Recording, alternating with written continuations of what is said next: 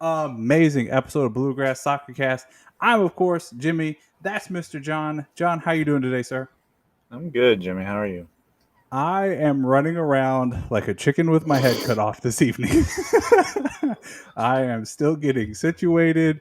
The pan that I use to cook my dinner is still steaming in the sink next to me, but hey, we made it. We're here, and I'll try not to adjust things too much for the people at home.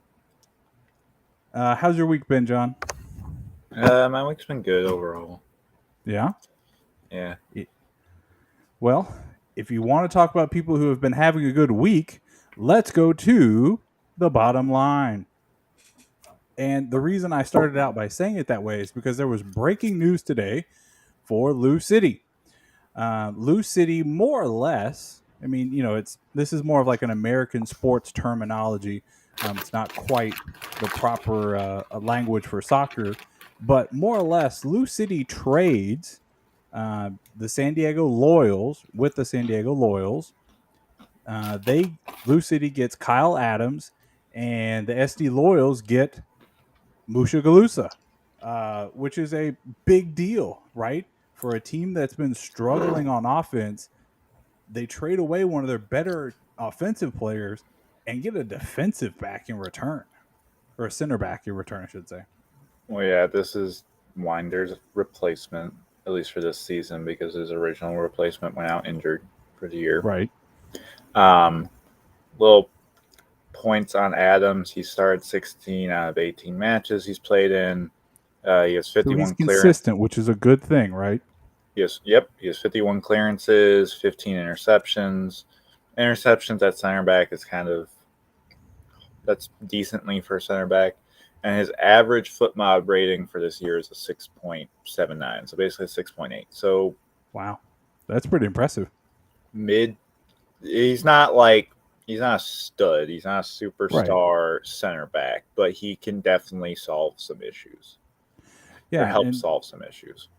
The deal isn't quite done yet, even though Adams was practicing with Blue City today, which was kind of weird to see.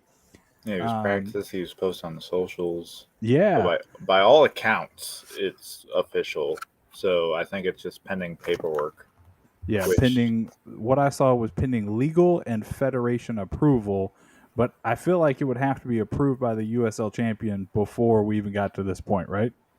Yeah, I feel like it's already been approved. There's just like legal filing paperwork sense that has to like clear something first. So unless there's some massive hiccup in that paperwork, it's basically a done deal.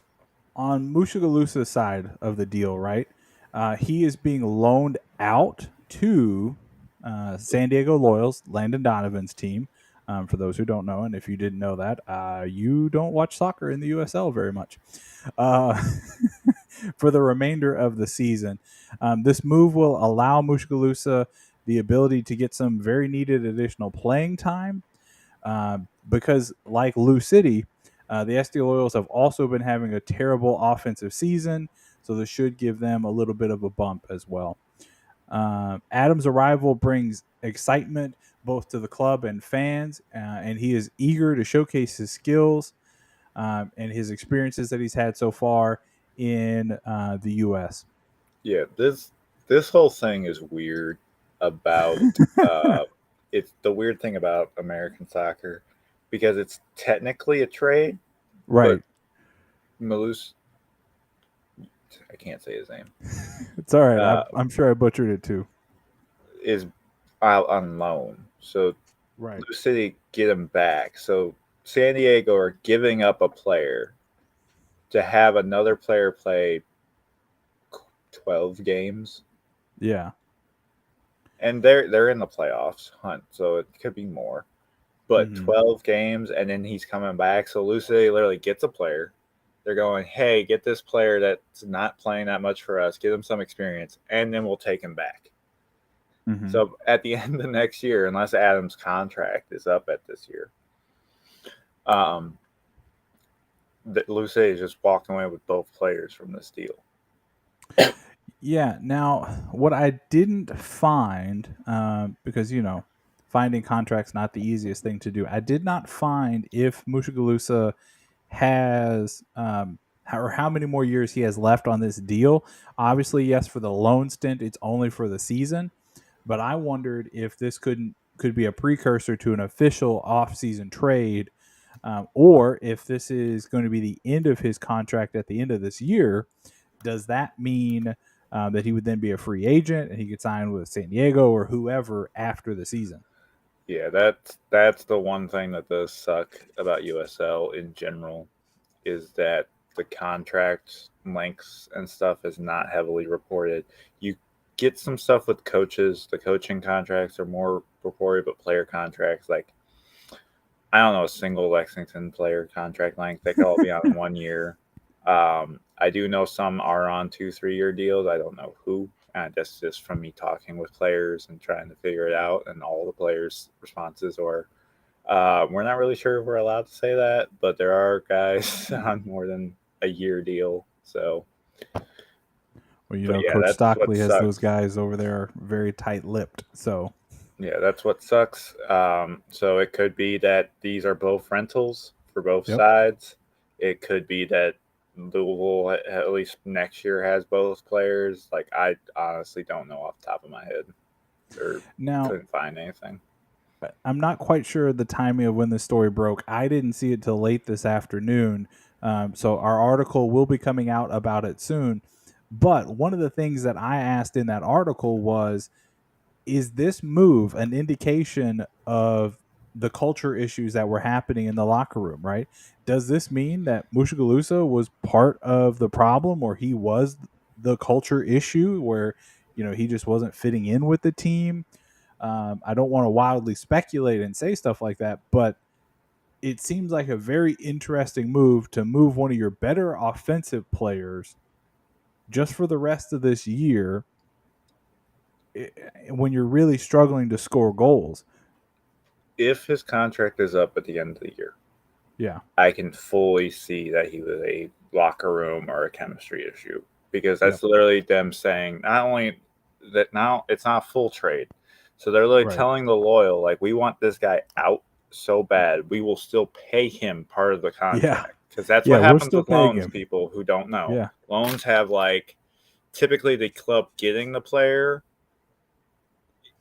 you'll very rarely find it unless it's like a big club sending a guy down to get Yeah. real playing time, where the club getting the player is not paying majority of the contract, but it's at least 50-50, or that club's paying maybe 60-70, but the other club, the parent club, is still paying at least probably in the realm of 30 to 40%, unless they're a big club. Like, there's probably some kid in a Manchester United academy who's playing for a League Two side in England, where Right. Manchester United's paying like 80% of that contract.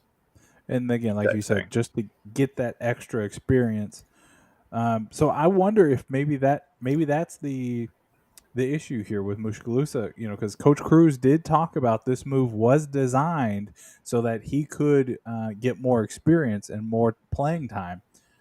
It seems quite odd to do it now, but I mean, if I'm Galusa, it's inconsistency in terms of the attack. The attack has been filtering, and like you said, he's been one of their better attacking options. So he's probably why am I not getting more minutes? right, And that can sometimes it could be it just he doesn't fit into Cruz ball or yeah, whatever you want to call it. He just Cruz Danny ball, hashtag Cruz ball, love it, Danny Cruz doesn't like the style of play he has, that type of thing. It happens. Some players aren't built for a system. As great right. as they are, they're just not built for the system. And that's fine, right? Like as fans, we've got to just be able to acknowledge that. In other sports, if you're a solid center from in basketball, right? Like you're just a big under the hoop kind of guy. You're not going to fit into. Um, I just dropped his name, the coach of the Warriors. Um, Steve Kerr. Anyways, Steve Kerr, Jesus, you're not going to fit into Steve Kerr's system in that way. So if you take that and apply it to this situation, you very easily could see something where maybe Mushagalusa didn't fit into hashtag Cruz style. Yeah. And Speaking that we're on Lou City, that can lead us right into their preview, which right Yeah. now the opponent they're playing is up. Last I checked, 2-0 on the Riverhounds right now. What? Yeah, which is surprising because the whole point about I thought this could change my prediction because Indy, they're on the road in Pittsburgh too. Oh my Indy god. is not that great on the road. They are they're 4-1-3 on the road. They're not amazing, but if you put into account that they're pretty good on the road. Sorry, they're 1-3-1 in their last 5. That's what they weren't good at. Mm-hmm. But on the road, they're pretty good. So it could be some concerns, but I thought was Riverhounds, if the Riverhounds could beat them in a at least somewhat fashion, and they still can. It's only like halftime. Right. That then they can easily. Lou City could probably win. Now I still think Lou City could pull this out, even if Indy win in dominant fashion like they are right now. However, it's going to be rough if Indy does win like a 2-0, 3-0 victory midweek. That's the exact boost someone needs for a midweek. Midweeks can make or break a team. It certainly broke Lou City last week. I fully think that's why they played so poorly late in that game against the Legion, was because of the Detroit City loss. Like those midweek games, you can't lose those in any sort of embarrassing fashion or any of that type of thing, because that really dictates it. You have a Wednesday, you have a 2-day turnaround, really, and that's hard. Yeah, I mean, on anybody that would be a hard matchup, but when you're playing at this level, it's really challenging. Very challenging. And so even with the Phil the Fam thing going on, which last I saw was 11,000 plus tickets. I think 11,500, something like that. So they're still quite a bit off from the goal. I believe I either heard the announcers from last week's game or I saw it online or something. They wanted 14,000 out at the Stadium game, doesn't and even fit 14,000. According to their Google, the max capacity is like in the 11,000s. LOL. I Granted, swear they kept saying there's 14. standing room. Yes, there's standing room. I think technically by official capacity, it's by seats is how Huh. American places have to, because technically standing room, you can't really measure that. Right. So I think it's seats. Now, at least Detroit, the way they measure standing room is like in the kind of walk spaces between sections. Yeah. One person like per wall. So it's not like just fill people in these walking spaces. It's like the person, you have your back to the wall, so that way people can still walk in front. So that could be, or it could be that the supporter sections have more, they More can space compact to in them. more, because those Yeah. are standing room. I know that, or at least most of them are. And that would be interesting to see because I've seen at some clubs, right? They'll have it like almost marked off, like this is your space. Especially if they sell only a certain number of tickets for that section. I could see them doing something like that. But so hopefully, this is a big game because this is super important for Lou City, right? They are currently sitting in sixth place. India's in ninth, but if they blow out Pittsburgh like they are right now, get a win, I don't have the standings up in front of me, but they may even jump into eighth place for that game. If Indy wins this and they win, and if they beat Louisville, they're a point behind Louisville. Jeez, oh Pete. They're at 22 points right now. Lou City is at 29. So now there's still 44 minutes left in this match. So anything can happen. Like Lou City was up 1 goal. Granted, it's one. But Lou City was Right. up 1 goal. Legion came back, and then Legion took the lead. Took the lead. So anything can happen. But Indy 11 has a chance for a 6-point weekend or a 6-point week right now. And Which so 4 to 6 point week. So if they win this, I am my original prediction, because I thought they honestly Indy would not win this against the Riverhounds, who are at the top of the East. Right. Um, Agreed. I wouldn't think it's they would either. Charleston now. It's Charleston now because Charleston beat River. Anyways, they're top 2 in the East. Is that I originally had it was like a 2-1 game. Lou City, I think I'm calling a 1-1 draw now. Well, kind of looking at some of the stats here, putting it as plain as I can, Indy scores more and they let up less goals than Lou City on the season, right? Now, you can take that a bunch of different ways. I'm taking it on face value. They can score more and they keep you from scoring more. So to me, I think this has always felt like Indy's to lose. Now it is in Louisville, and with a big crowd like they're expecting, maybe that makes a difference. But I've all along been thinking Indy 1-0. Now seeing if they can keep this roll like they've got at Pittsburgh tonight going in Louisville on Saturday, they might even take out Lou City 2-3-0. The only reason I'm calling a draw is because of the crowd. That's the only reason I can see the crowd keeping it in it. But as you said, also another point is Indy 11 have been awarded the most penalties this year. I don't know if that's really going to affect anything in the Lou City game, but it could. It could easily them. And just some notes: Lou City is not tied at home. They're a win or lose team, 5-5 at home, and they've lost. This is the first time Lou City has lost 3 straight since their first ever season in 2015 in the USL Pro, which is heartbreaking for fans, right? Like you can't continue to lose that many matches in a row and keep saying like, "Hey, come on out to the stadium, like fill it up." That's heartbreaking for fans, but I think another point that just shows you like why so many fans are freaking out right now, even though they're still in the playoffs. That's 8 years or 7 seasons in between that of just dominance. They have not losing 3 games in a row, like not one bad 3-game stretch when you were champions or any of that sort of thing. That's hard to do. That's really hard to do just by luck. So I think that's why so many fans are freaking out now, because they're like, we're not supposed to be like, we're Lou City. We don't do this. Right. Like this is not in their identity. This, as you mentioned, has not happened yet in franchise history. Even when they were just an expansion club, they weren't even taking this many lumps. But I do think that Kyle Adams coming in, well, I don't think he'll start, but like giving them some bench depth in the second half could make the difference at keeping it closer.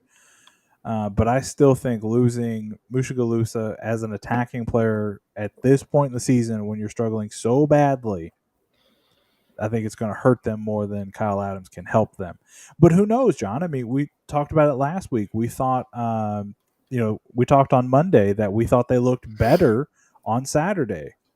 They did look better at the attack, but what they need now is Galusa gone. Is they need their at least shot on target leader Wilson Harris to actually start scoring goals. Right. It's great that he's getting shots on target, but he needs to start converting that to goals. Lancaster and OMB hopefully are both healthy. Yep. And they could pull it out. They could. But it's going to be a tough test if Indy's coming in riding high. Well, as much as both of us hate to say it, we both are leaning towards Indy to knock out Lou City. And when that happens, let all chaos break free in the city of Louisville. Sir. I am calling for a draw. Yes, you did go for a draw. My apologies. John, let's stay in Louisville. Let's talk about Racing Louisville. They head to Houston to take on the Dash in their 5th group stage game of the Challenge Cup, the NWSL Challenge Cup, on Saturday evening. To me, this seems like it should be a slam dunk, easy win for Racing Louisville. Houston's lost 3 in a row. Racing has gotten points in 4 out of the last 5. They're undefeated so far in the Challenge Cup. Racing has already beaten Houston 3-0. And they haven't lost to Houston in any competition since April of 2022. Mm-hmm. So to me, this has gotten Racing blowing them out. I'm going to go on and say Racing 3-0. I had Racing 2-0. I don't. Another points, the Dash are with basically about the same number of players out for the World Cup. They're missing 5 players. Another point is to remember, Racing has only lost 3 total games. Yeah, across both Challenge Cup and NWSL since the start of May. So Racing is like red hot right now. Yes, they're missing. There's arguably, you could argue, 6 best players, right. And but yet they're still performing, right? Like they're it's still it's insane. performing. This is good for depth. This could show good for Yes. playoffs. They have not lost or drawn in the Challenge Cup, so there's a part of me that thinks like the time will come, and this could be the game where the time will come because they are going down to Houston. Yeah. Type thing. But I still think they'll pull it out. I still think it's a 2-0 win. It's not like a squeeze by. Like it's still a kind of where they were clearly the better team and they won. Yeah, I just see Paige and Carson just not letting any chance of them letting something slip by this team. I think it'll be a blowout. I'm going to go 3-0 again, like I said. But Now this John, could let's. be the game where they concede too. They haven't conceded a goal either all You Challenge better Cup. knock on wood. You better find some. I'm just saying. I firmly believe there's a lot of luck and stuff in soccer, especially that type of thing, where like even the famous Arsenal Invincibles, right? They still had a lot of draws. They True. still kind of let in some goals. So like you can even be one of the greatest teams ever, and you still will have like you're not going to dominate every single game. Right. But we hope they do, and we'll make sure we're watching on Saturday night. But John, let's jump over to Lexington now, as they head down to Richmond, not Richmond comes Richmond, here. Kentucky, Richmond, Virginia, to play the Richmond Kickers. What? Oh no! Oh yeah! Oh my God! I have it backwards. Yes, Richmond is coming here. My apologies, Kickers. You don't get the home game. Kind of looking at where they're at right now, right? Richmond is in 7th and barely hanging on to those last couple of playoff spots. Lexington is in 10th, but a win against Richmond would be huge for their playoff chances. Yeah. So Richmond is just outside looking in, with Omaha holding the 6th and final spot. Omaha has 25 points, Lexington has 17. So they're still not like this win like puts them in type thing. No. But it gets them within the conversation. It gets them within 2 games of the conversation, especially when we have NOCO coming up. But outside of NOCO, the rest of August looks very winnable. They play like Fuego again. They play Knoxville again, who right now is not looking good. And that type of thing. Omaha again. Yeah, Omaha is beat. We've shown we can beat them. Now they could be out for revenge, that type of thing. Oh, I'm sure they will be. So Richmond is 1-2-2 in their last 5, with both losses being on the road. They have not won on the road since the end of April. They have 3 total wins on the road. 2 of those were in March. And then their last one was the end of April. So Richmond has not won on the road in 3 months. That can. I'm not saying Lexington will dominate, but if we keep up the form and the guys have more experience with this 3-5-2, if they're running it, we could see it could have just been like an Omaha type thing. We'll see. I do think they can pull it out of this. They only lost to Richmond 2-1. They did. Last time back in May, and I firmly believe so that game was scoreless going into like the 65th, 68th minute, and Charlie Matchell got hurt, and he came out, and then all of a sudden, like 2 goals within 10 minutes for Richmond. And I that's what I think was going they to say. Like very it much was shook him up. 2-0 until the 90+ minute when Lexington made it 2-1. So it was close by the scoreboard, but on the field it Yeah, wasn't the necessarily last, that close after the Mitchell last, went out. yeah, the last 20 or 30 minutes after Matchell, Mitchell sorry. walked off because of his injury, it just kind of affected it, and that's where you truly see it. He's the unsung hero of the team. Him and Don Smart, that people don't realize. Like I saw some people that were hating on Charlie early in the year because he like some of that type of thing.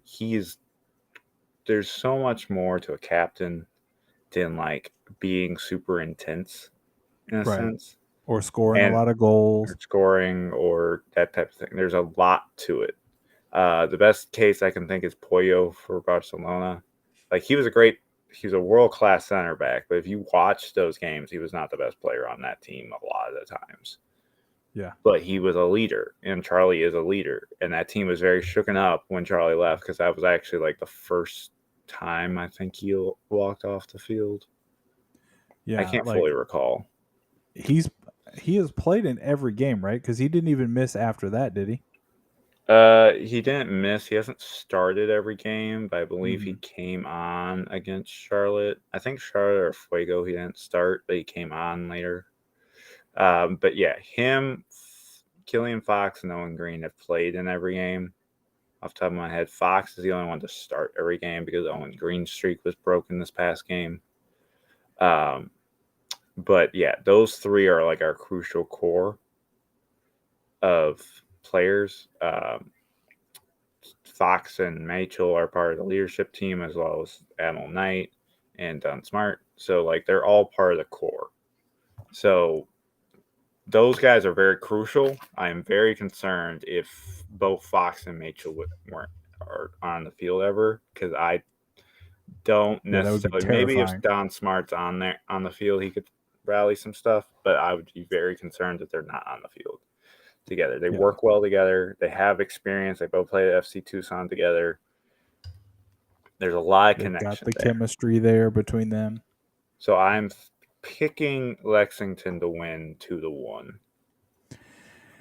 Uh, I don't know, right? Like I'm still holding out that Lexington can do this back to back, get the points that they need, and show up that they are a playoff contender, right? They had that huge win last week, no doubt. And Richmond is lost, like you mentioned earlier, John.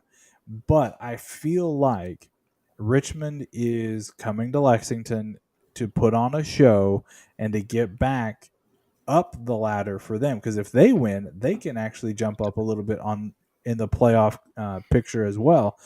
So it's not like they're way far out like Lexington and you're just kind of playing for pride or maybe a far shot at the playoffs.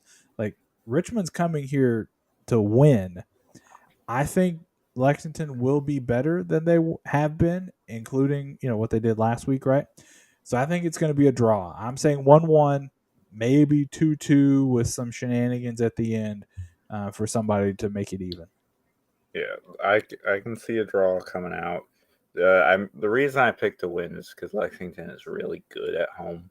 They We've are. only lost 2 games. Out of 9 games, we've picked up points in 7 of them. Yeah. It So that literally kind of accounts for pushes me towards that 15. draw. Yeah, 15 out of the Lexington 17 total points have come at home. That's the only reason I'm picking a win. If we were going to Richmond again, I could see a draw, especially after the big win, them coming off a no-co loss. That's where I could see a draw if we were going back to Richmond. But Yeah. they're coming home. They're staying home. That type of thing. I don't think Richmond's gonna be at home. Like I don't think they went home at all because they were in no-co. It wouldn't make sense to go all the way to Richmond. To that sense, they could have. I don't necessarily know. Yeah, that's kind of a Um, hard one, right? Like they're an East Coast team, and their second opponent in the row on the road is also kind of East Coast ish. I mean, Lexington's pretty far inland, but Lexington is the 5th most Western team in the conference in the league. Hey, there you go. There you go. But well, for now we'll become like number 6. No, number 7. Yeah, with the 2 teams that are coming in next Yeah, year, Santa Barbara. I think both are coming in next year. That's why they've launched their names. I know Spokane is at least Yeah. the Spokane Monster Energy. You're not going to let that go, are you?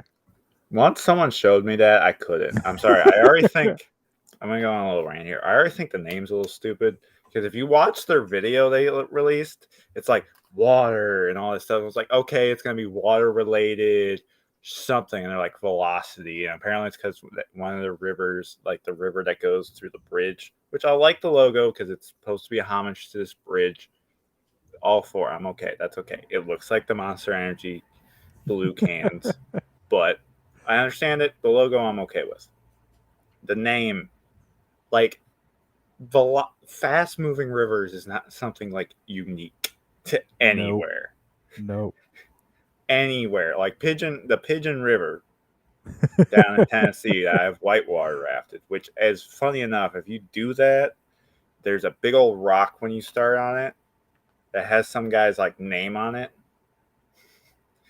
That was reassuring, especially after the one time I went. It was like the river's running really high today. We're having our A team, and then literally like when you drop into this river, there's just this big rock with this guy's name on it and dates. Oh And gosh. I'm like, yeah, I'm a little 16-year-old thinking like, Well, hey, you survived it though. And they couldn't go with like, white caps, and they couldn't go with like, I don't know, waterfall or they should have gone the Spiders, which were a team that was in there Hmm. that played in Spokane back in the 90s. And people even loved it even more because they could have done the Spiders, and they're planning to do a W League side, and W League side could be the Black Widows. Oh, now that would have been cool. So dope. But That would've no, been they really went cool. velocity. And I like the colors. I like the name. Yeah. The name is mid.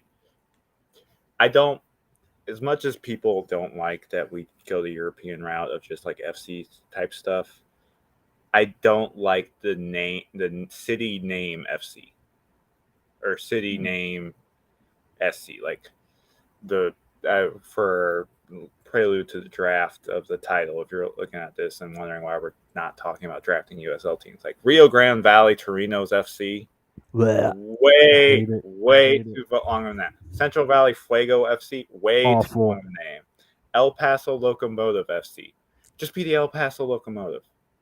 Just don't add the don't FC put the stuff. FC. That's I'm exactly fine with what I the was gonna name. say. I'm fine if you want to do the American style of having a mascot name or that type of thing, or just go the route of like Lexington or One Knox in a sense, Yep.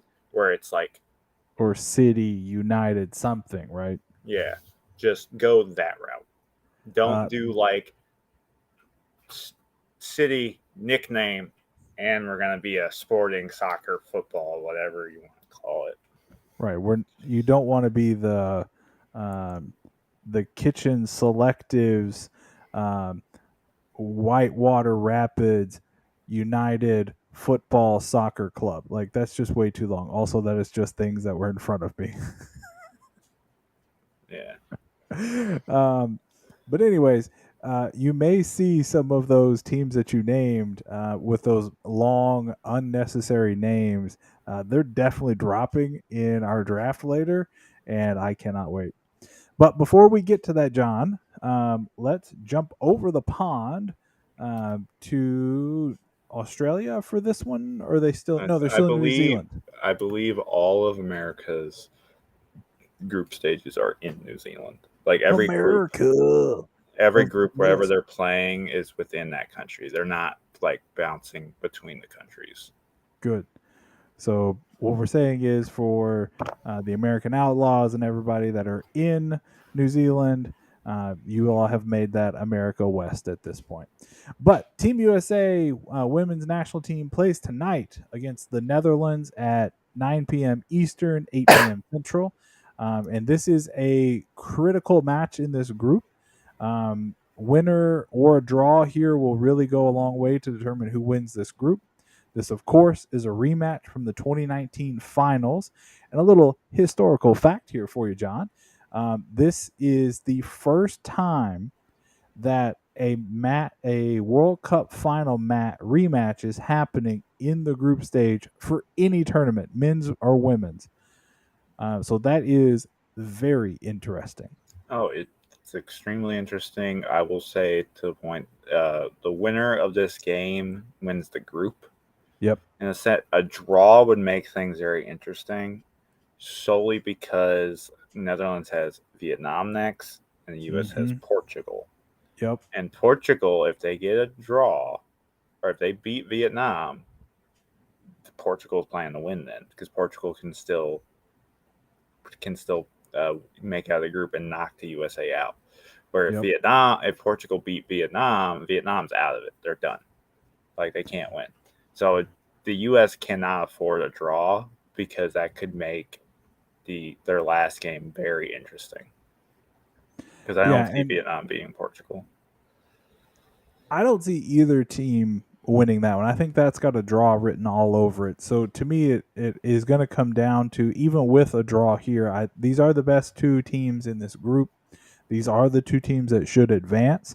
So I'm really interested to watch this tonight and see, are they playing for a draw? Or is one team going to make some moves late to go for the win? And then do they get that win, or does it inevitably hurt them and they wind up losing? Yeah. Don't let their scores of their past games fool you. Both of these teams were dominant in those games. Across both games, the Netherlands only let Portugal have 2 shots. The U.S. didn't let Vietnam have a single shot. The Netherlands, for those who watch the men's game, very much play like their men's side. It's very much they'll let you have the ball, counterattack. Now, I think the U.S. could very much capitalize against a counterattacking heavy side, depending on where we play personnel. And that's what I'm most curious about. I don't know if the lineup's been dropped yet or not. That's what I was just looking for, and I don't see it yet. Oh, there it is. Yeah, Savannah DeMillo back in the starting lineup after the impressive match Where last week. where do they have Ertz? Julie Ertz is in the starting lineup, along with Alex Morgan, Crystal Dunn, Trinity Rodman, and then of course, the rest of the cast there.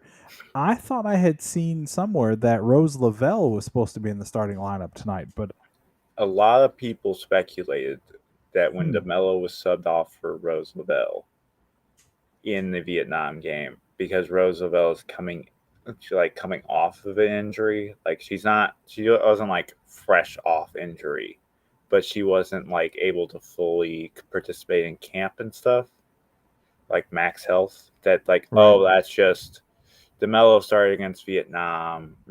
This is to get Lavelle playing time, and she'll start against uh, the Netherlands. I honestly think the I can't pronounce our coach's last name, but the Nope. U.S. coach is leaning, in my opinion, as he should, on his youth, Mm-hmm. because he's going. We have young guns. Yes, they're not experienced, but they're good. There's no reason I should be playing Roosevelt or Megan Rapinoe just because they're the star Right. type thing. We And, saw that with and we've Brazil. Marta's not starting just because she's the star. Like they're very tactically sound in the women's game. They're not just going to play a player to solely play a player. They want to win or do their yeah, best to win. and I think that's one of the biggest differences in this team, right? Like, yes, you've got your Megan Rapinos, your Julie Ertz, et cetera, but then you've got that middle group of like Rose Lavelle, who injured, albeit, but Lindsey Horan, and then you've got this whole new group, this young nucleus, led by Sophia Smith, Trinity Rodman, Savannah DeMillo. So you've got a really interesting group here, and at least from the first game, it seems like the coach has done a really good job of integrating both young and experienced players at the right times. So I don't see the USA losing this one. I don't know how many they'll score. I don't think they'll score more than two, Yeah. because the Dutch keeper is pretty solid. So to me, I think this is going to be a 2-1 with a late U.S. winner. I have a 1-0. I have a 1-0 victory. I don't see. This is why I have confidence in the U.S. even regardless of our age. Is our back line is the experience. So it's Yep. like our up. It gets you go from the front is more young as you go down towards our keeper and stuff. It's where the experience comes out, and I think that's what plays to our strengths. We can go be a young attacker, go literally shoot as much as you want. Our back line, our experience, they have a lot of playing time together. They know what they're doing, and they can bail you out, type thing. They shouldn't rely on that type of style, but it is the sense of the back. If it was flipped, I'd be a little more worried. Yeah, that would be a little bit more concerning, uh, because when you're facing a team like the Dutch, right? Like they're gonna get you. Like they're gonna put pressure on you. They're gonna turn you over, and they're gonna play their that total football kind of thing, and really get after you. Yeah, they're gonna make you make a play, Yep. and that they want you to make said play, and then they're just gonna carve you up. Yep. They're gonna hit you on the counter, and that's how they're gonna do their damage. But so again, that match Rio kicks Indy. off 3-0 Indy. Get ready, Louisville fans. That match for Team USA kicks off here in about what is that, 15, 17 18 minutes, minutes, or 18. 17, 18 minutes. Well, So, theoretically, probably 27 because no games well, actually kick off at their said kickoff time. yeah, that's another topic for another day. But so that will wrap up the bottom line for today. I also want to say, if you enjoy this content and you really want to continue to be a part of our community, you should buy me a coffee. We really appreciate any of the support. There are different tiers on there. You can donate any amount. We don't ask for anybody to donate, or we don't require it to be a part of any of our community or anything like that. But any donation is always really well supported and goes directly to the show here, and making sure that we can go out and cover as much soccer across the state as we can. But John, with that out of the way, let's go off the top. Now, for this week's off the top, I'm going to give a little bit of a preamble and set the stage for everybody, because I had a crazy idea on Monday, and I threw it out to our producer and I threw it out to John, and I just was like, hey, what if we start with what John you created last week for you all on the website, the article about what if there was a natural pyramid for promotion and relegation from MLS on down? What if we took that concept and turned it into a draft format between John and I uh, to see where we think teams will fall? Now, I think no matter what happens, if the MLS is included or if the MLS is not included, there's no shot that any MLS team is starting out lower than the highest tier, right? Yeah, I don't see that happening at all. If we're including the MLS in this, it could. I don't see them changing, but that could also change how we do the rest. But this is more based on my realistic USL version. Yep. But we're throwing in NISA into this just to have, because with NISA and adding expansion sides and clubs on hiatus, we get an even number of 60 instead of like a weird 46, 45 to throw across three teams, three leagues. So bear with And us because we're doing some extra work to make numbers work. But yes.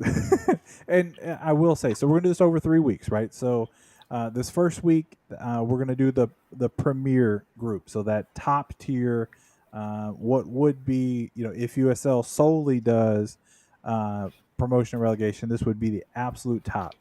Next week, we're going to dive into the middle. And then the final week of the series, we'll do that bottom tier.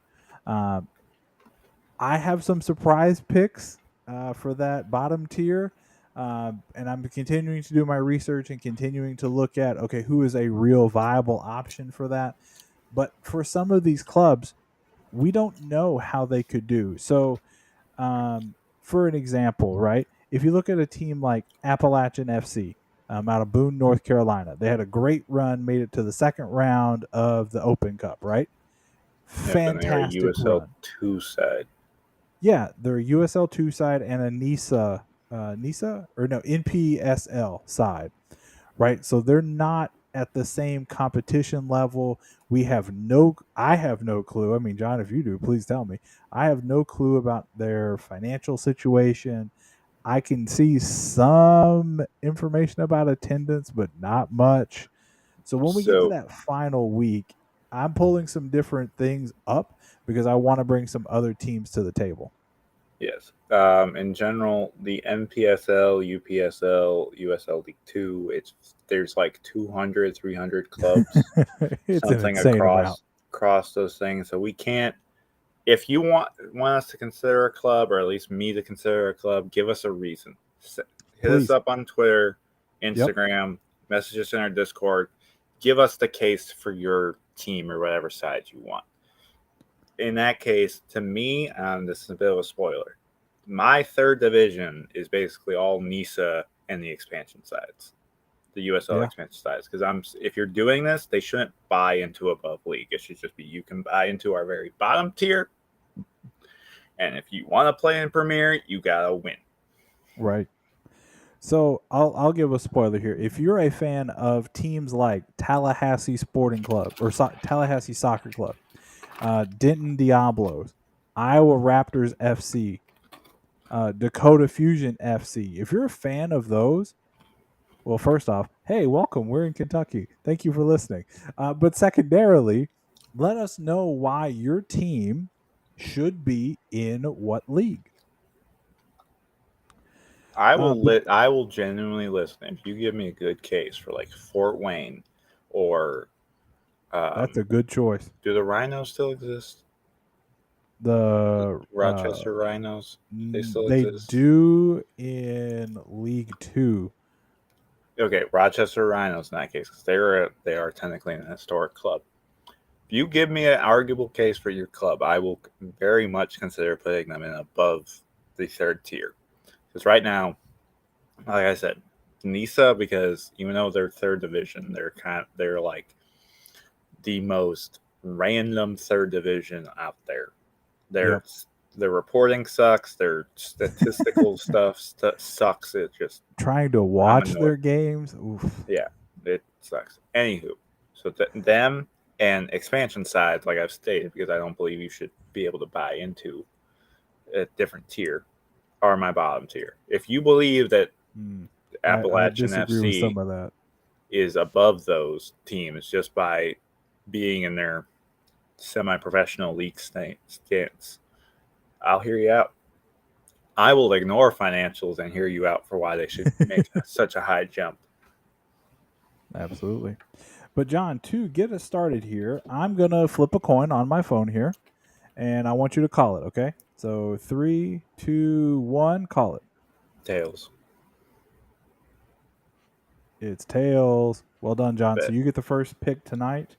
I will get the first pick next week, and then All we'll right. flip again for the final week. So, John, who is the first team you are taking into the USL Premier League? All right. My first team's pretty easy. This should be a top tier team at the Richmond Kickers. Solely Oh, be, you sucker. solely because they have been regular season champions. They've won existence since 1993. So I'm taking sporting merit and history, this type of thing. They've been regular season champions. They have made 24 playoff appearances since their inception. They have 3 league titles. Now they don't have any USL titles. They have made 8 playoff finals. So whatever league they've in, they played in their final 8 times. They've only won 3 of those, but they've been in there. And they won the Open Cup in 1995. Yep. No other side currently in USL or NISA has won the Open Cup. There has been some runner-ups, and some have made the semifinal. My only knock against Richmond is historically they only average about 2,600 fans, and they do not have a soccer-specific stadium. Yes, the pitch is soccer-specific, but the actual stadium itself was not built for soccer. Yeah. It's why I would consider it kind of, because they're the only ones that use it, but it's in the sense of like Detroit City's Yep. stadium or Forward Madison, where they just found an old stadium and they retook it. So now where they are the sole users of it or the primary users of it, the stadium itself is not solely built as a soccer specific stadium. So I am very upset that you took that because so I ranked 1, 2, and 3 of the teams that I had to get. Like these were the three that I was like, I want to make sure I say these. And dang it, Richmond was second on my list. What do you have in But front of them? I have one team ahead of them. And I don't think I can go to a certain city in this state without picking them number one. That's right. My first pick for a team that should stay or should go to this USL Premier League is Louisville City FC. They have multiple championships. They have 2 league championships. They have 8 playoff appearances. They've had multiple runs in the Open Cup, getting all the way to the quarterfinals recently. They are by far one of the highest attended clubs across the country and across any league, especially if you look at like percentage of attendance versus like, some people with larger stadiums, of course, are going to have more attendance. But I think Lou City is the example in exactly how you should run your club. And I am so glad that they are in this state and I get to cover them. Yeah, they were definitely on my pick, and they are the leader in USL titles. So by USL titles, I'm going from 2010 onward. I'm Yep. not. I'm doing of the consistent active USL format. I'm not going back to the 90s type thing, because one records are weird on that. But this is consistent. The only knock I will have against Lou City is they've never finished number one ever. They've Yeah. never finished number one, so they don't have a regular season title. But other than that, they have the most USL titles. They've made 4 finals, quarterfinal, and they are second, according to mine, of average, which I took any season I could find average attendance on, add it all up and divided by the number of seasons, and they have a soccer specific stadium. So Blue City definitely belongs up there. Now this is a 20-team league, people. So there's Yep. Oh, we should have said room. that to start.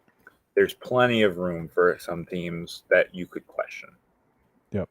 But these, I think it will take us getting around 15 before you could genuinely be like, well, should they? I don't know. We'll see. John, who is your second team? Like I said, I have to respect the OGs. My next up are the Charleston Battery. They were also formed. Good pick. They were formed a little later after the Kickers, but still in 1993 was their first season. This is kind of where you go by when the team was like launched. The Kickers are older. They have a regular season title. They have 25 playoff appearances, so that they have the most playoff appearances out of anything. And they have the most overall league titles at 4. They have 1 USL title. They made 4 playoff finals. They have been the runners-up in the Open Cup. They have a soccer-specific stadium, but also because soccer was weird in the South for a while, their numbers are hurt. Still is, arguably. Well, it's weird. It's truly weird. People still think soccer doesn't work in the South, but then MLS has those 2 best attended games. Granted, they play in football stadiums, but are Southern teams. And Nashville is definitely up there, and Nashville probably could be bigger if Jennison Park was bigger. But Jennison Park is not bigger. They're still a top 5 in attendance. And they are at 2,800 in average attendance. But that's counting way back into the 90s. They're much more in the 4,000, 5,000 range now. Absolutely. No, John, I think it's a great pick. That probably would have been my, 1, 2, 3. That would have been my 4th pick. So I think they absolutely deserve it. Good history, like you gave good examples of there. But I'm going to go from my second pick, a little bit more recent history here. And to me, this team shouldn't be in the USL. this should be and should have been an MLS side. This team has been overlooked by the MLS. I think the pandemic had something to do with that. And now knowing that San Diego is getting a team, I don't think this team has any chance of moving up in the near future, which is really unfortunate because based on the data that you found, John, like I believe this was the highest average attendance. My second pick, last year's Open Cup runner-ups, Sacramento Republic. I think they absolutely deserve to be an MLS franchise. They've proven that they can coach, they can train, and they can really make some noise when they get the opportunity. Yep, they are the highest average. Now, San Diego isn't their issue. It's San Jose is claiming territory rights because they tried. They Yeah. tried. And it led to the point where San Jose was claiming territory rights. But then you are correct. They are the leader in average attendance by a good chunk, almost 2,000. They were runners up. They have one USL title. That's their only league title. They have only appeared in one playoff. Granted, they are a younger team. Their first season was 2014. Yep. So this is their 10th season in existence. They have been regular season champions. They finished, second. It's weird because I think my dad is weird. Anyways, solid pick. Yep. John, who are you going for to kick off the third round? My next pick is what I consider the last of the OGs, like the true big three OGs, and that's the Riverhounds. Yep. Great pick. That was my number 3 as well.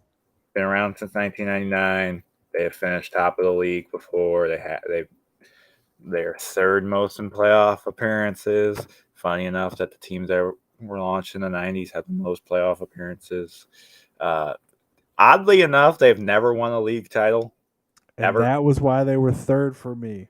And they've never actually played in a playoff final either. Yeah. So they do have a regular season title. They have one. So this is literally, if you want to call a team Spurs, Riverhounds are Spurs because they've existed up there, but they haven't really won anything but one regular season title. Like even in the Open Cup, the deepest they've ever gone is the quarterfinal, which is kind of typical. There's many other teams in the USL that have made the quarterfinals. They do have a soccer-specific stadium, and their average attendance is around 2,500. So, but for me, the fact that they merely have existed that long is enough that they should be in that top flight, regardless. Absolutely. Yeah, no, I was going to pick them third.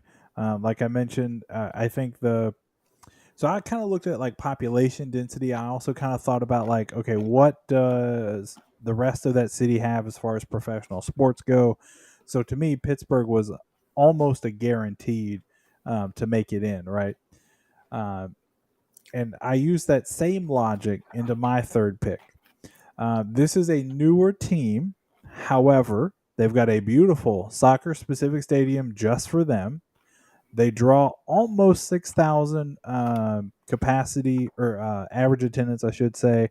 They've only been around since 2016, but they already have a league title and they've gotten 4 playoff appearances in that time.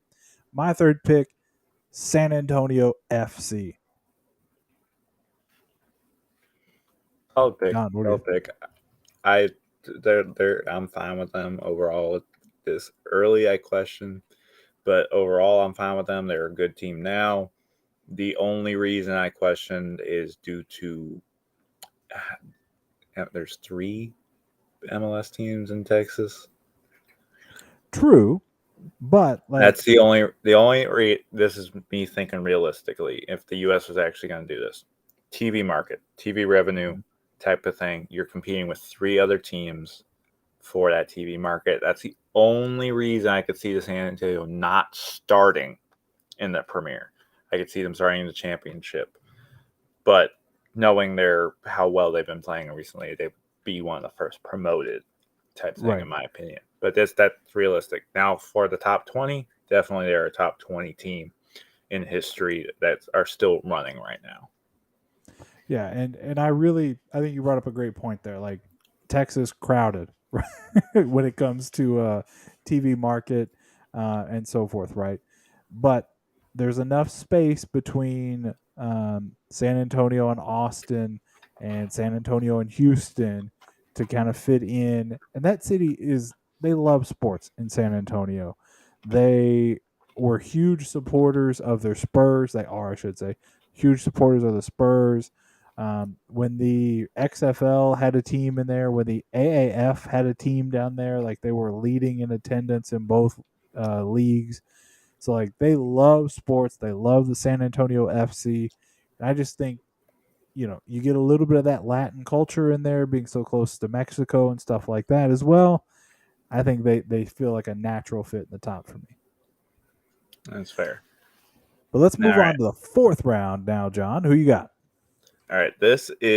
I am picking this team more for shock factor because in my opinion, this is the only current NISA side that I think What? has some, and it's Chattanooga FC. What? The only reason Chattanooga FC are, in terms of all the teams we've picked, they've won the regular season the most with 9. They have 12 playoff appearances. They do also, like Riverhounds, they have no league titles, but they've played in the final 4 times. They haven't made a great deep run, but Chattanooga FC, one got done dirty by the USL League One with Chattanooga Red Wolves. They are well supported, and I don't like the Red Wolves. I don't like how it's the same thing with the MLS and against the loyal. I don't like this franchise thing coming in. I'm making this just for shock factor. I'm not saying they're a top team in this sense. They're probably 19th or 20th in this league, but that, in my opinion, if you want to do like a shock factor league that has merit, Chattanooga FC are the ones. Holy crap. I had them at the very bottom of my League One picks. Wow, John coming off the top rope with the deep pull there of Chattanooga FC. I mean, hey, look, let's also be honest, right? There are some personal biases that we all have when we just see these clubs, right? And I do like that logo more than I like the Red Wolves logo. And I like that they play in a big stadium. They play in the big football stadium there in Chattanooga. I wish they had their own pitch that they could just kind of put on top of the football lines or something, but that's just me being picky. They draw pretty well. They definitely draw better than the Red Wolves. And that little rinky-dink stadium that the Red Wolves have, it doesn't look good on TV. Maybe in person it's a Yes, good that one. stadium is weird. Their camera Yeah. well is stupidly Oh placed. my It's not God, it's so high weird. enough. No. It's not high enough, and then it's like they did the U wrong Yeah. because they have only. Typically, when soccer teams do a U, it's behind one goal, and they have stands running up both lengths. Theirs is reverse. They have it Yep. behind both goals, and then just one side, kind of like Richmond has, but Richmond Stadium wasn't built as a soccer-specific stadium. This one was. I don't get it. But we'll get to Red Wolves eventually, right? Yes. Um And so FC, people, FC is so out of the way that it just so the logo is not on our chart. no, we'll get there eventually. Um wow, I am stunned. Um and almost a little inspired as well. You always have to have a little club, like a random little club, like the Premier League. If you think about it, there's always those little clubs that are there, like Brentford. Right. Sense. So this is like my Brentford. There's this club that probably doesn't deserve to be there, but in my opinion, they based off of the fact they haven't joined the USL, but in my opinion, they are one of the better supported clubs in the country with a second team there, anyways. And they're still well supported, and they've been around. And like I said, they have consistently been good. They have. They have. Wow, John, like I am shook, and I'm really having to reevaluate my entire thought process now. But for my next pick, what is this? The my fourth pick? Does that sound right? Yes, because I went first. Yeah, I'm gonna go with a team that I absolutely despise. I hate them. I hate the city. I hate every team in that city. I hate the Colts. I hate the Pacers. If they have a baseball team, I hate them. If they have a hockey team, I hate them. I am begrudgingly going with Indy 11. Um, Another team that is really well supported. They have a god awful stadium. Like it is trash on trash on trash. It is awful. Like I hate that they even have to play there. I wish they still played at Lucas Oil. At least at that, it felt more professional. This gives very amateur vibes. For now, Um, though, do a they have the chance. I believe it's being built because they're trying yeah, to get an MLS themselves. They're building a $1 billion stadium. So if they don't get an MLS, they arguably have a better stadium than most MLS sides coming. right. It and it's oh my god, that's another thing that burns me up, right? So if they get that proposed stadium, it oh I hate saying this, it will be better than Lynn Family. I'm sorry, but it will be better. Oh god, I hate every fiber of my being right now, John. Some quick I facts can't about speak on them. Lynn family, so We'll I've get you yet to there, I promise. go to a game there. Their highest finish, at least on points in the regular season, has only been second. They've made 3 playoff appearances, and they have not yet won a league title. Their best Open Cup performance was only getting to the fourth round. So there's a little bit of Which ambiguity there, but there's still room to grow. I will state the fourth round, depending on when they did it, is technically the round of 32. Right. Technically, depending on what year it was, the round of 32 is a very new thing in the Open Cup. So any team we mentioned that's like, oh, their highest finish was around the 32. I went off by the highest finish as it was called that year. So the fourth round is technically the round of 32, just it was different. Yeah. Team USA has kicked off 7th minute, 0 score. Michael, Uh, uh, sorry, but again, Sporting Merit, a team that's played 1 year. I'm not going all the way up to the hey, Premier. Michael, we'll get to them. We'll get to them. I promise. John, let's go to the 5th round. Who you taking? My fifth pick. Sorry, you caught me You eating. good? This team definitely would be brought up if they had to choose. They're wanting to go back up in North Carolina FC. They hosted Oh the yeah, They have hosted Sunderland. They hosted the soccer tournament. Um, they have where come back here. They have two regular season titles, 7 playoff appearances. They've been in the final once. They have made the semifinal of the Open Cup. They draw about just around 3,700. The stadium is also where with the North Carolina Courage, where NWL side, NWSL side. So I think in general, and they're not in Charlotte. right. I'm sorry, Charlotte Independence. They're at least decently away from Charlotte, where I feel like they can survive. And as their numbers have shown, they're still surviving. That's the type of sense. And I believe they deserve in it because, like we've seen, they're in terms of the team that can bring people in to America, at least foreign clubs. It's North Carolina FC. And they have a beautiful facility, right? Like it's not the greatest single stadium in any league. It's really nice. It truly is, but it's not the nicest. However, I think if you put them in the top tier and they're getting more income from TV sponsorships and so forth and so on, like I think that place will literally be a jewel, even more so than it is already. And So, recently reported there's talks of them wanting to go back up into the championship. I believe they dropped because of some financial stuff that could be COVID related, whatever. I they belong. North Carolina has so many teams for a reason. They have a USL 2 side. It's 23. If you want, in terms of a club that has like everything, academy, W sides, all that sort of sense, they are the perfect ones from like League One to go up and make that big of a jump. Absolutely. So that puts us at 10, right? Like we are halfway done with our first round If here. you make your pick, it'd be at 10. We're at 9. Oh, did I? Oh, hold on. Maybe my math is off. LOL. I already highlighted this team. So that's where it was. So this will make the halfway point here.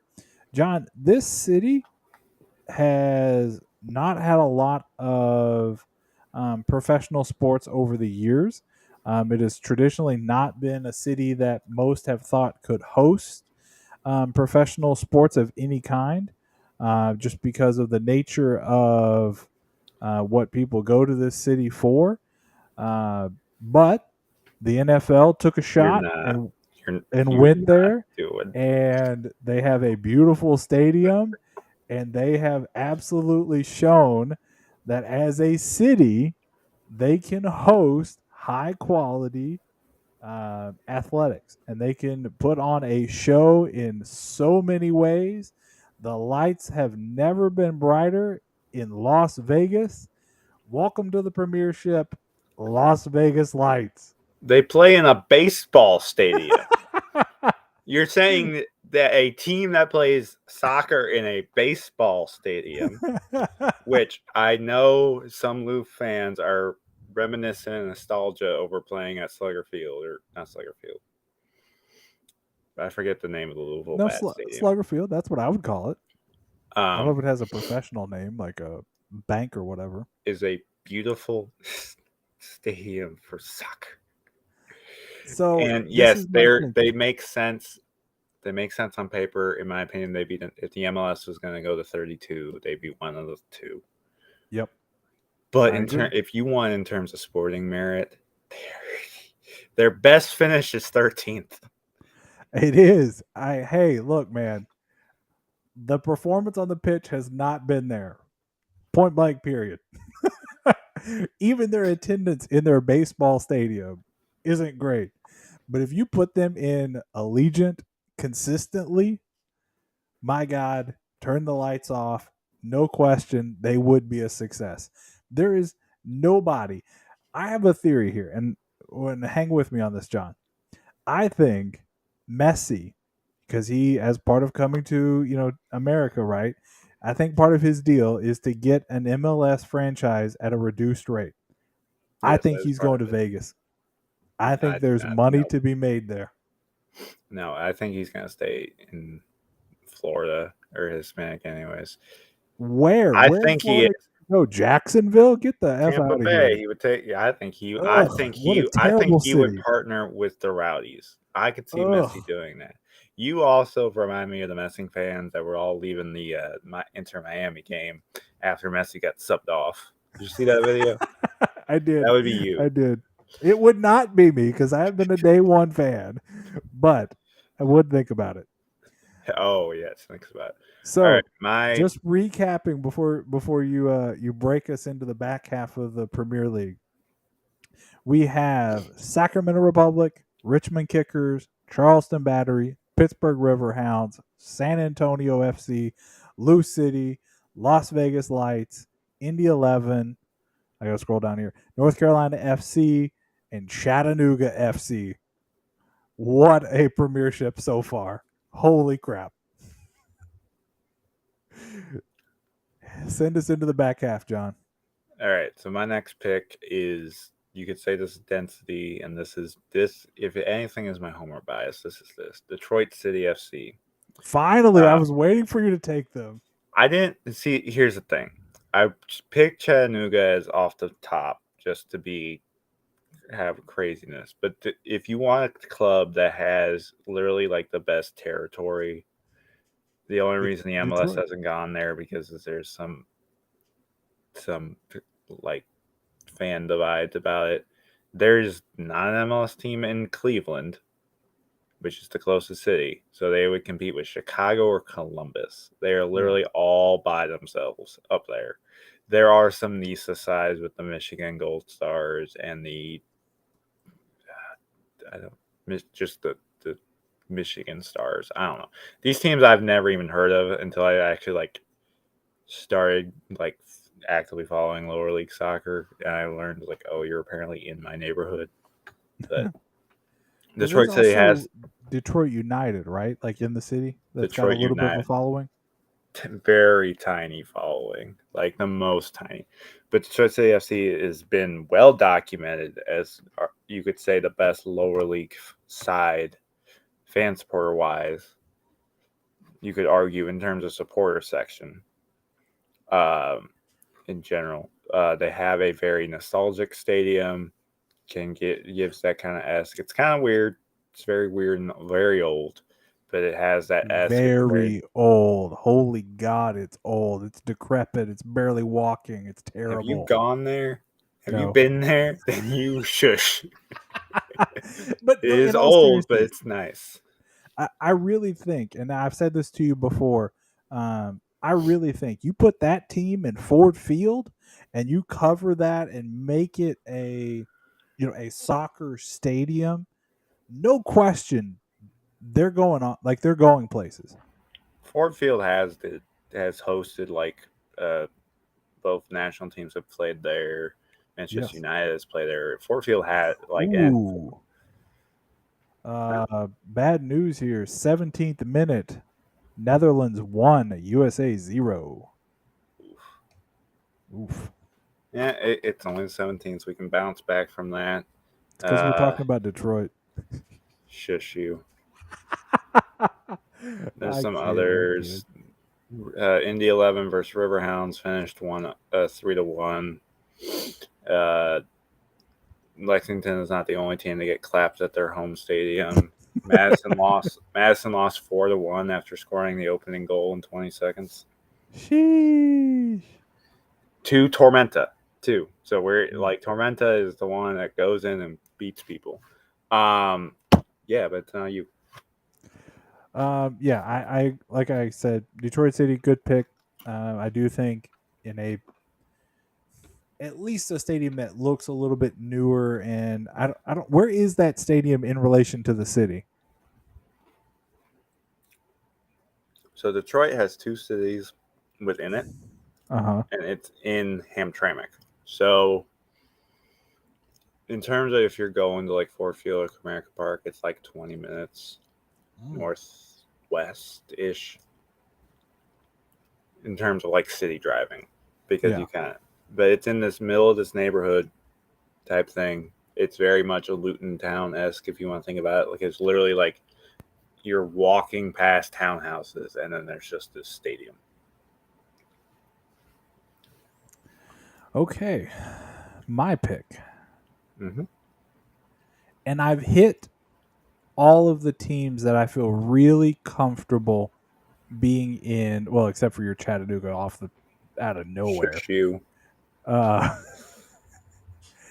so there are a lot of teams that are in a similar bubble, right? Like attendance about the same for a lot of these clubs that are left here on my list. So I think I'm going to go a little off the board for this one. And I'm going to go with Union Omaha to the Premier. Now, before you think, wow, he has really lost his marbles. One, yeah, you're probably right. Secondarily, that run that they had in the Open Cup was last year, the year before, really showed that this team can be a professional club, right? And you're in a desert, like you have no competition. Your only competition in the city of Omaha is the College World Series, which is a very short amount of time. They also And have in the the Omaha Storm Chasers, which are the Royals AAA affiliate. who cares? That's not. And they've got two. They have. Oh, I just hit my mic. They've got two baseball stadiums that they play in. Um, so sometimes the big club will play, the baseball team will play in the big park downtown, and Union will go out and play with the smaller one. But um, your only competition really is the College World Series, which would be one weekend or 2 weekends at the most that you're on the road. And then you do have to worry about the University of Nebraska football down in Lincoln for the fall. But other than that, the entire spring, the majority of the summer, you got no competition. It's a growing city. Warren Buffett is from there and is constantly there investing in the city in so many different ways. I know they have finished once in the regular season. They've got 3 playoff appearances. They've got a league title. But I really think you put this team up in the premiership and they're going to stay. Yeah, I think they have the capability to do so. I think there's other factors at play that why they're not there right now in the championship, but because they're young, they're part of the if y'all look at most USL League One sides, a lot of them were launched at the same time when the league Yeah. launched. So I think that was more the USL telling Union Omaha, why don't you go to this league? A little easier, don't have to spend as much money, type thing. Yeah, they're a solid pick. I think they could definitely deserve to stay. It's the middle of the country. Yep. They'd be on their own in terms of in this league of people they would have to compete against. Absolutely. All right. So, who you got next, Mr. John? I have the biggest club in South Beach, Miami FC. Oh, get the F out of here. Get out of here. You're talking about the only club that plays in Dade County right now? Get out of here. Miami FC has 3 playoff appearances. They have 3 league titles. Not USL titles, they have 3 league titles. They have 6 playoff appearances, 3 regular season championships. They have been in the final 3 times. They've made the quarterfinal of the Open Cup. They draw roughly 2,000 fans. They don't In a play in a soccer giant stadium. It looks like 3 people are there at every game. Shall we pull up Inter Miami's attendance prior to Messi being signed? Hey, now, hold up. Chill, man, chill. But this, I honestly can see that them challenging it. Miami is also a big enough city. It's a Latin capital of America. Like 80% of the place is Latin American. I fully see Miami being a city that can fully support 2 professional soccer teams. I don't know about that. I tried to stay away from that. So I had them down in League One because I wanted to keep some massive separation in a lot of these cities. So I know some Louisville fans, if like Louisville Metro, sorry, they're not making the list solely because Lou City, right? Like that's not a big enough market to support 2 teams. I Jimmy don't doesn't like like the idea. interstate derbies. I mean, maybe in the Open Cup if you get to that point or something like that, but I don't like this, New York Jets, New York Giants, New York Knicks, New York Islanders, Rangers, New Jersey Devils. Like it's too many. Like I like to spread out the wealth a little bit and really, grow the sport across the country. That's fair. We don't, but yeah, there's a whole big southern cut that we don't have right Yeah, now. I was getting there, and I was kind of between 2 teams. So for my next pick,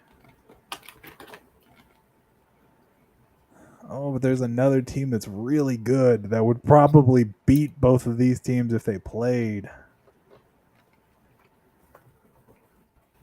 All right.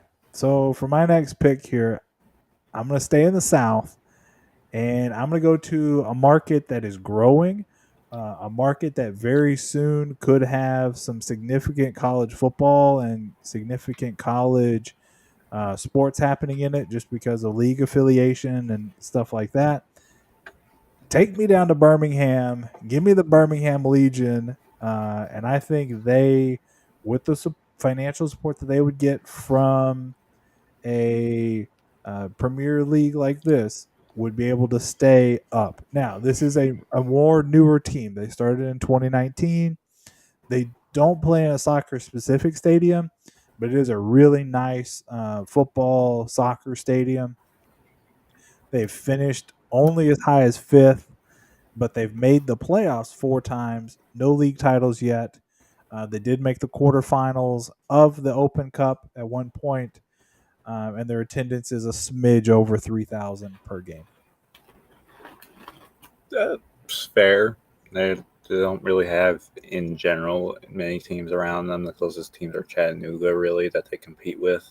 Yep. In terms of lower league teams, I'm honestly, there's some, I'll have to look more at the USL and the MPSL and stuff like that. There's some areas where I'm surprised there hasn't been like a lower, like a USL league side. I feel like Mississippi, the Dakotas could definitely be an area. Wait, you're talking about some of the states that have some of the sparsest populations as well. You're telling me that like Statesville, Mississippi, where like the Mississippi State is at, can't draw 2,000 fans for a soccer game? I don't know. I truly don't know. You mentioned the Dakotas. I did look at Dakota Fusion. Dakota Fusion FC in the NPSL. I did give them a look for that lower tier league. Spoiler alert! Sorry to Dakota fans, you did not make it. And they play up in Fargo, where NDSU plays. North Yep. Dakota State. My next pick is going to be West Coast, Orange County SC. They've on the original, basically original USL, like relaunch USL teams. They've only finished as high as 2 on points, but they have 7 playoff appearances. They have a USL title.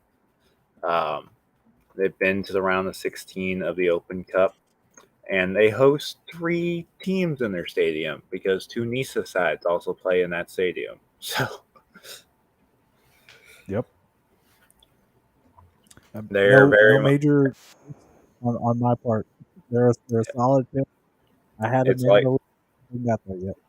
It's like LA, or it's like Miami, in my opinion. It's an area that can support a bunch of teams, especially lower league sides type thing. They're not, and if we throw in the Loyal, that's really their only competition because Sacramento is pretty decently far away. Yeah. So I'm going to close that gap a little bit, and I'm going to go with Phoenix Rising. I know there was a little bit of chatter a couple of years ago about Phoenix getting an MLS side. So to me, another big market, a team that's had a little bit of success, but not a whole lot yet. Highest they have finished first before in their league on points. They've made 5 different playoff appearances. They've made it to the 4th round of the Open Cup. A little bit over 47,000 at every game on average. So like this is a nice ish stadium. It's very basic, but a nice stadium that can be built upon, added to, remodeled very easily. This would be a nice addition to the league here. Now, I do say that there is a small chance that Phoenix could be boiling too hot, literally, to where you couldn't have an outdoor stadium, right? Like you just couldn't keep playing outside without shade for spectators, even in the evenings. So if you tell me that they would need an indoor stadium to be a viable contender, cool. They can just head over to the Toaster Box where the Arizona Cardinals play. Problem solved. I in all honesty, like I understand it's like you could say it's a spirit of the game type thing to play in outdoors. I'm not against playing in dome stadiums for soccer. Some people are because, like I said, it's the spirit of the game, and like they don't do it. You could build a stadium like England has, where it's basically like the roof covers everything but the pitch. So people would, just depending on the way the sun lies, people could at least be in the shade most of the time. But I'm not against dome stadiums. Yeah. If anything, you can use them to be even rowdier. Well, and look at where Spurs plays. That's not a complete dome, right? Like they don't play in a dome. And that's the thing. There's with technology now. I believe the Arizona one is the same way, where you can open the roof. Yeah. Or they have those also there, like Jerry's World, where they have those big Yep. windows to the side. So it's very much not like you're just in a dungeon. Yeah. 5 more picks, John. What we got?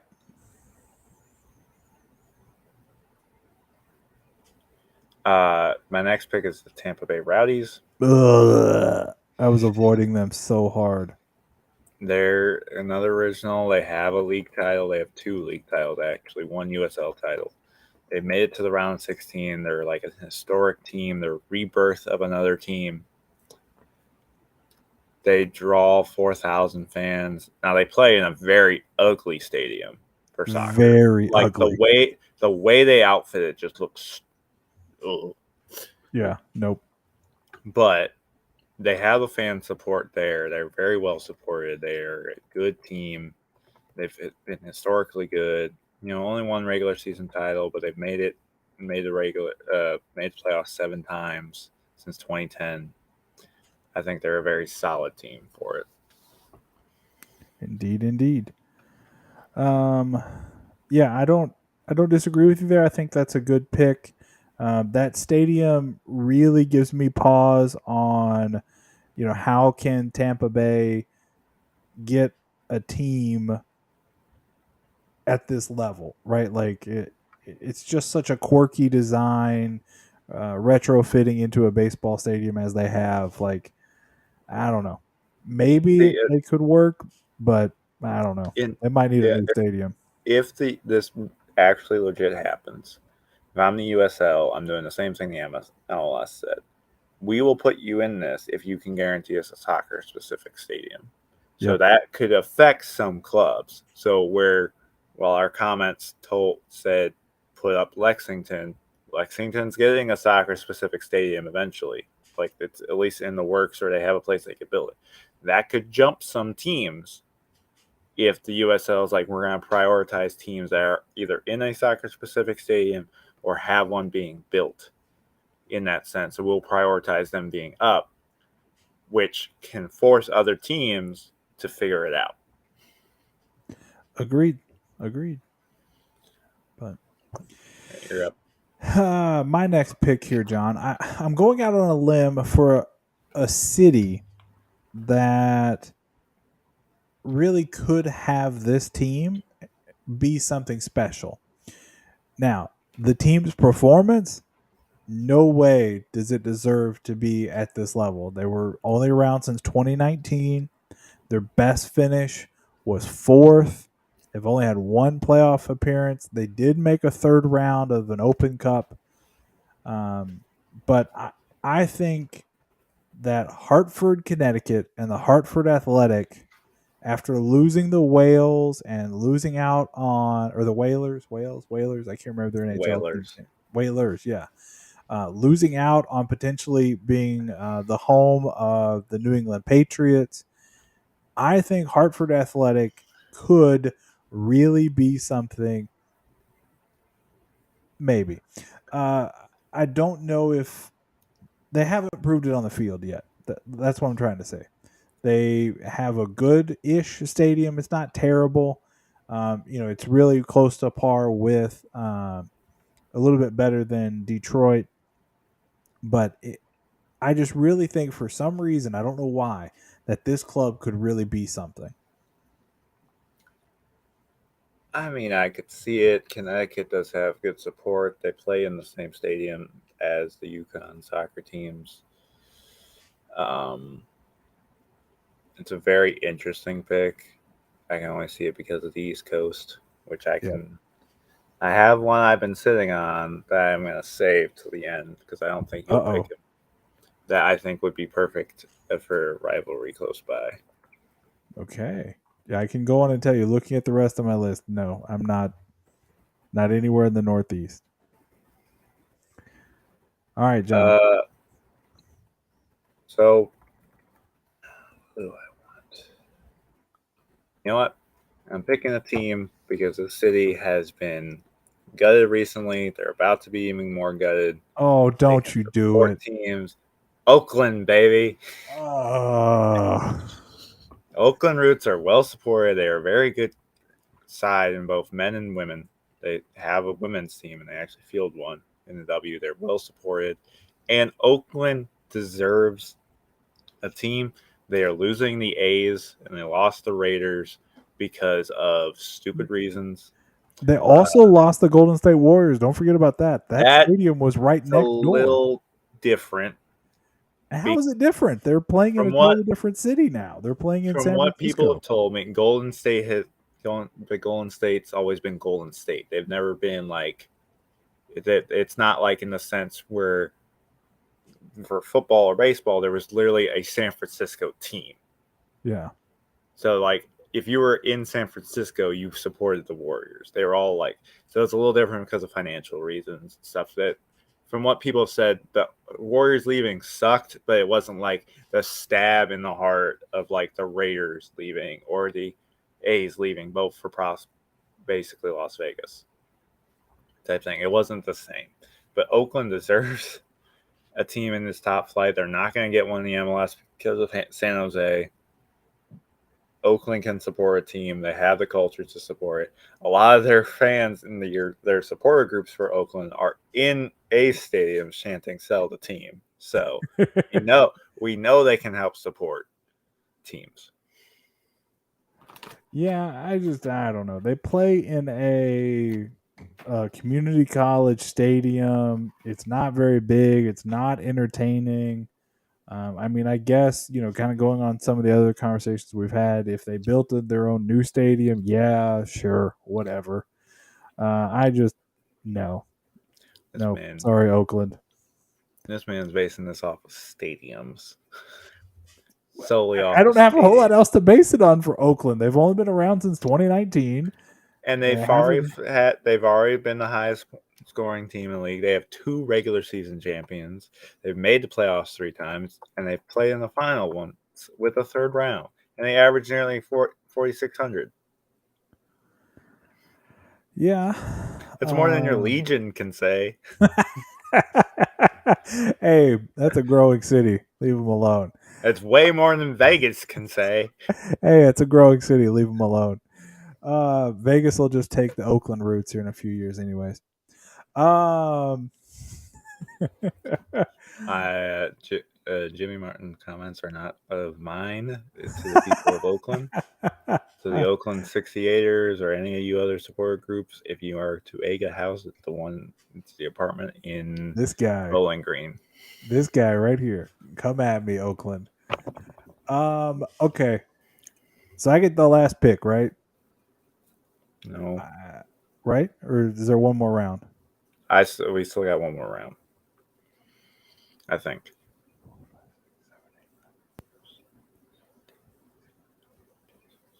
No, this is number 20, right? Oh crap! Uh-oh. Oh. It's fine. I'll use them for the championship. They make more sense in the championship. Okay. Well, then John, I'm going to break one of your rules cuz I knew this team wouldn't get picked. I'm going to pick a new team that hasn't even started yet. This team doesn't even have a name yet. But I firmly believe that they belong at the top flight. And I'm sorry to our producer. Of course, there's not going to be a logo for this, so my apologies. But we'll get one on for next week's show. I think the USL Milwaukee can be a team that actually You're only stays picking in the that Premier. because of their name releases soon, and Oh you my like God, I Milwaukee hope. Tall Boys. Yes, Milwaukee Tall Boys. Let's go. Oh, we do have a logo. Let's go. I hope that is their team name. I hope that is their logo. Now, to the real reasons why. Well, other than that awesome name, this is a city that doesn't have a whole lot of competition for soccer, right? They've got baseball, or yeah, Cream City. That was another name. That would be a fantastic name to see plastered across some bleachers. I don't think The they'll do only Cream competition City. would That's so be, risky. oh yeah, definitely, it's way too risky. Madison and Only Chicago. Yeah, they've got Chicago, and the Fire, and Chicago Chicago House and stuff House. like that. They can pull a little bit, but Milwaukee has got enough of a deep rooted sports fandom that they can support this. Now, if they can get their stadium built, like their designs and stuff like that, and it's in that brewery district, and there's a brewery in the stadium, and if they go with that tall boy's name, I love Inter Miami, but man, Milwaukee, you're calling my name. For those who don't know, Lou fans, Milwaukee is going into the championship. This man is choosing to support a non-Lou City thing, and this guy says he supports bluegrass soccer. Man, what can I say? I just think I've got so many friends that live in Wisconsin that are from the area around Milwaukee, and you know, everybody cheers for the Packers. I mean, Wisconsin is the most years. mid-state in the entire Midwest. Wow. To all of my Wisconsin friends, John just said that your state is the most mid of all. I'm Also, from Detroit. I hate the Packers. I technically hate the Brewers because they were an AL team for a while. Granted, not when they I was were. alive, but they were an AL team for a while. I don't like the Bucks. I mean, I don't either. Y'all I hate can't the support a Bucks. professional hockey team, so you can't come at my Red No. Wings. Nope. The Admirals aren't professional. Well, People for they years have are, been but I'm saying in the Nashville NHL. needs to switch with Milwaukee, but nope, not NHL. gonna happen. So that is our Premier League, our USL Premier League. You can see it there. After this is all done, we're gonna do a write up about this, and we're gonna talk about it a little bit more. But there are some teams that got snubbed. Namely looking at Memphis, San Diego, Loudoun, Tulsa, Loudon El had a good Paso. run in the Open Cup, but that's about all they've done. Your favorite team, Rio Grande Valley FC Toros, all getting left out. We'll see. But, well, John, any final thoughts before we sign off for today? No, I think that's all good. You can come at me if you want about my comments about Wisconsin. I stand firm about that. They make good beer and they make good cheese. That's about all that's good that comes out of Wisconsin. Wow.